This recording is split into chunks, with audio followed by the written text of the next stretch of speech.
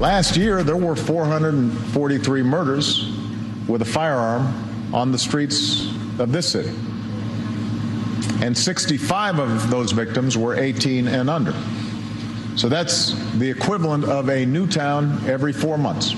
Folks, welcome back to Washington Watch. After a lot of criticism, including from me in this show, President Barack Obama went to Chicago recently to address the issue of violence in his hometown.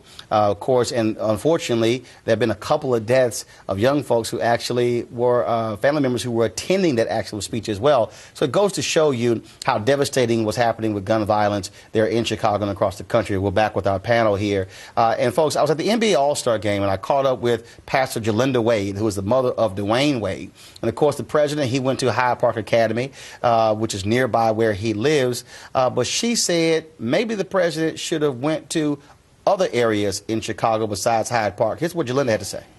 I think that would have been perfect, because guess what? He done came right down to the heart and the heat of the problem, and I believe it would have made an impact. I really do. I believe it would have made more of an impact.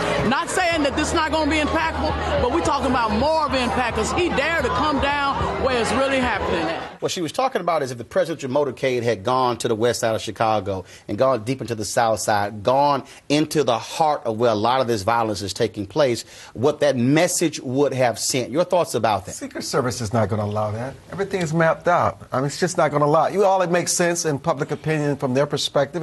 It's not going to happen. But I tell you what, in the president's speech, he got it right. He said to his audience, you need to take more personal responsibility for your actions. I can't believe I'm agreeing so strongly with you, Armstrong, right here.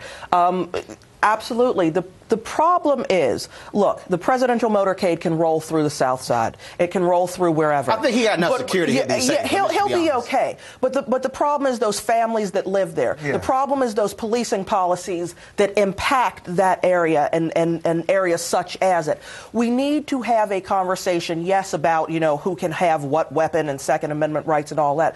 But there is an issue of policing. There is an issue of actual resources on the ground that are going to help protect everybody, not just children in Newtown, but children that look as you do and as I do all over this country. Those aren't the conversations we're having. This is also a matter of still playing politics, because the president says in his speech, basically, well, we know that everybody has a Second Right Amendment to carry a firearm. That's not true.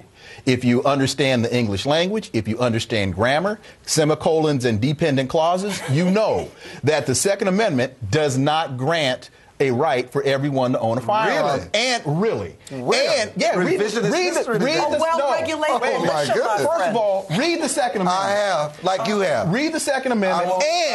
And not only with that, there's 40 years of judicial precedent that says that the Second Amendment doesn't say that. So the president, as a constitutional scholar, needs to come out and first of all say that the NRA is wrong. You do not have a Second Amendment right to carry a firearm, and move the conversation from there. Here's the mistake that I think that we're making right now, which is what we're having in this conversation. We have taken, you did not hear me say gun control.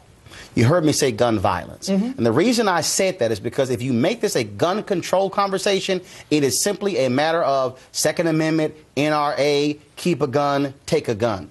Gun violence is broader. What's happening in Chicago and New Orleans and happening in Florida, other parts of the country, is that this goes beyond gun control. It's gun violence. And so when the president talked about taking responsibility, that was one aspect. But also it goes to, in terms of what kind of real policies do you want to see? You can't say on one hand, I don't want the cops in my neighborhood, but then you say, get control of this problem. You might have to have a surge, like we saw in Iraq and Afghanistan, take place in some areas to confront what's actually happening with gun violence. A surge of what?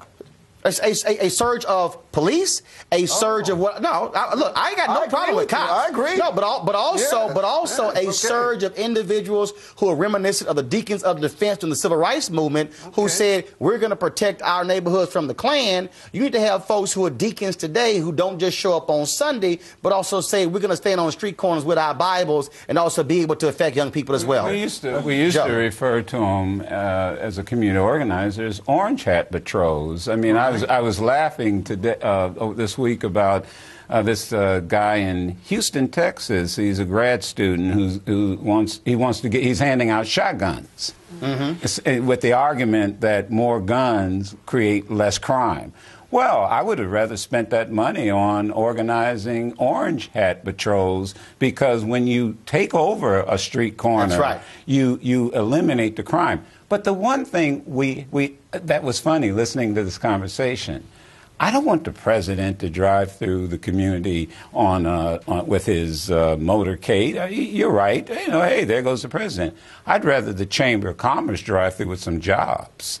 Maybe when you go through a community with some jobs, you have less crime because people are too busy working. The problem we have with these communities is that there's tremendous unemployment. Jobs used to be in these communities. Jobs are now gone. Mr. Conservative, you now have corporations that are taking their jobs offshore and going to Caribbean islands, paying people pennies on the dollar. And these jobs used to be in the west side and the south side. Real quick, because we ran out of time. I want to get to this. You talk about jobs, somebody who no longer has his particular job and is now about to be in prison and be a felon.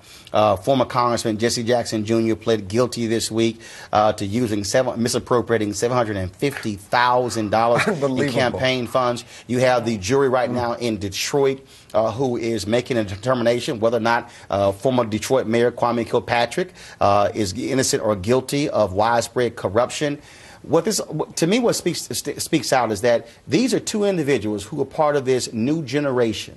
And I've heard from a lot of young people who said, man, these are folks I was looking to, the next generation leaders, and all of a sudden, in Junior's case, going to prison. He's going to prison. Yeah. We'll see what happened with Kilpatrick. Many say he's going back to prison. What do you make of these two prominent politicians, but specifically former Congressman Jesse Jackson Jr.? I actually believe that it's just a lot of pressure that we don't realize when you come from a family political dynasty like that. But I also, and I don't make excuses for him, I actually believe that there are some mental issues, because you just don't casually, over 6 years, not file and include it on your taxes and steal $750,000 as if it's almost as if it's an entitlement. So obviously something deeper was going on that he was not held accountable. And somebody in his campaign had to know, but they created an environment where it was okay, and now he's paying the price for it. Jesse Jackson Jr. got caught up in the mistake that unfortunately a lot of us make. We believe that we can do what others do. And the spotlight is many white politicians who have found themselves in similar circumstances. And black politicians. But, Jesse Jackson Jr. is a black politician. You got some white folks who also went to jail. I understand that. I understand that. But one of the lessons to those who are looking up to Jesse Jackson Jr. and Kwame Kilpatrick is that when you get in those positions, you have to be cleaner than clean. You have to always be sure your I's are dotted and T's are crossed. Joe. I speak as one who maybe a little older with some kids that are grown, and the one thing I've always taught them, learn to live within your means. Yes. Work for what you want. Yes. It'll come to you. Yes. Success will come. Be honest, be careful, and recognize people are always watching you. Amen. That's great advice. It's great advice, but that's just not, unfortunately, not what we see. We see that there are banks that are too big to fail, that there are people on Wall Street who get away with doing whatever they want, including laundering drug money. And a lot of people look to that and go, well, they can get away with it. I just need to be smarter. And what you're doing is you're creating a breed of people who are better criminals, who are more cunning and crafty. And they're looking not necessarily to Jesse Jackson Jr. and Kwame Kilpatrick. They're looking to Wall Street. They want to be gangsters big time and own banks. I'll close this out. Look, I know the former congressman very well.